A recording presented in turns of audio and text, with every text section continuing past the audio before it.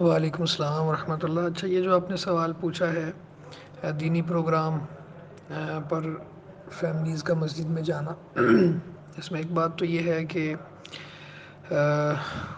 بعض لوگ کہتے ہیں خواتین مسجد میں نہیں جا سکتی، تو یہ ان کی اسٹیٹمنٹ غلط ہے۔ نبی اکرم صلی اللہ علیہ وسلم کا فرمان ہے کہ اللہ کی بندیوں کو مسجدوں میں جانے سے منع مت کرو۔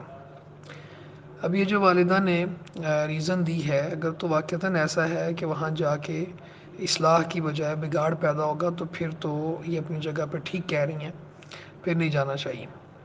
لیکن اگر ایسی بات نہیں ہے تو پھر کنونس کرنا چاہیے والدین کو، سمجھانا چاہیے کہ وہاں جانے سے ہمارے عقائد درست ہوتے ہیں، ہمارے اعمال میں بہتری آتی ہے، تو ان کو کنونس کر کے جائیں، ان کو ناراض کر کے نہیں جانا۔